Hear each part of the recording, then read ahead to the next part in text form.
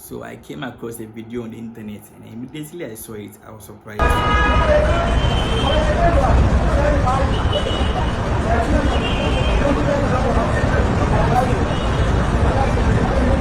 What you see there is somebody trying to make a living there. I don't know whether you can see clothes, television, and other stuffs there. It's somebody trying to actually create a home in such disastrous environment. Now, people pass there, pedestrians pass there, cars also pass there, and then this thing can cause a distraction. I know the internet is good at it by saying Ghanaians and the ideal survivor, and then how did they get there and other stuff. But then let's look at it in a different perspective. How would we actually solve such problems? And then what is this problem actually causing the Ghanaians? What is it making us lose? That is what you have to look at it from there. All I see is somebody just trying to survive in every way means possible. Now, Accra Metropolitan Assembly documented somewhere in December 2025 that they actually did some sacking. They sacked some people who are staying in such places just to find other places to live. People like those who are looking for homes for survival, and hawkers and also traders. They actually moved them from there so that the place can be well tidy and then also be place that cars can actually pass. Because the bridges were actually made for cars and people to pass, not just to sell other stuff or for people to actually stay there. But what makes people go to Accra all the time and then they become restless and then find any way to survive is that there are now more jobs in other regions which make people to move to Greater Accra region just for survival, or just the name or the beauty of Accra which makes people go there. These people that you see them, I remember it was documented last year December again. Somebody was saying that she came to Accra to work because her friends told her that if she comes to Accra there's going to be a lot of work for her to do.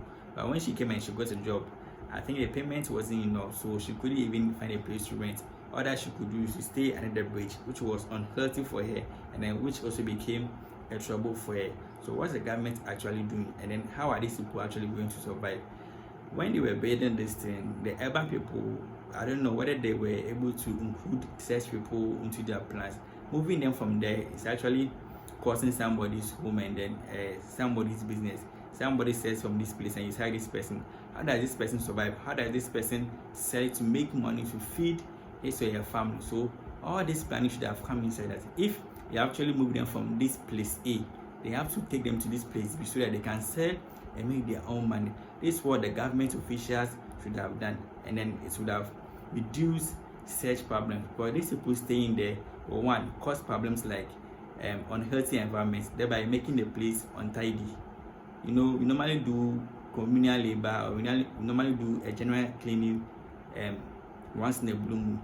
We come there, we sack them, we clean. Those people will go, and then people will also come. Those who come and then they see the place. So this is what is going to happen if nothing is being done. And also, traders are going to lose their business because that is where they sell their things, like hawkers and other people. So if you move them and you don't get anything, you don't get any place to sell their things to, that is also going to be another problem for them. How are they actually going to feed their family?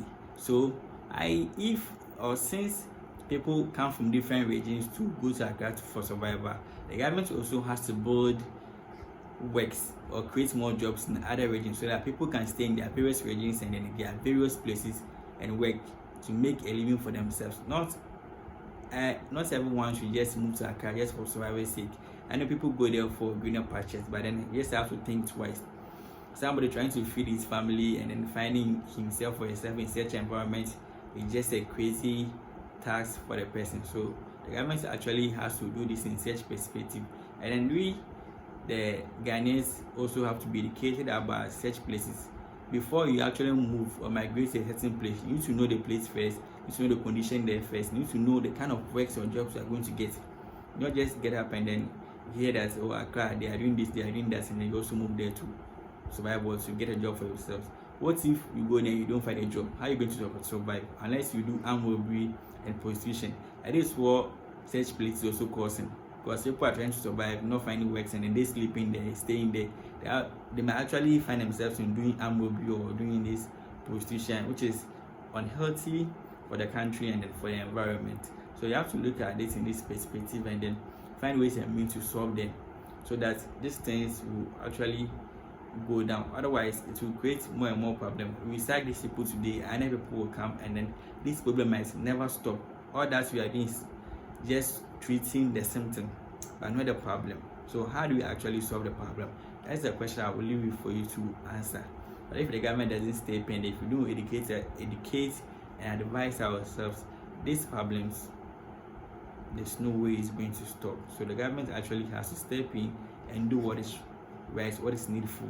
They have to find some places for them, or wherever they can, they have to move them back. Or could it be that it's just people from different countries who came here without any passports and they are also trying to find any place to survive and they are staying there? If that's the case, then immigration service also has to step in and then do research about these people and find out those who don't have passports or who came into this country legally and they are just causing these inconveniences to go back to their country and also work. I think all these things will help. Otherwise, Accra will someday,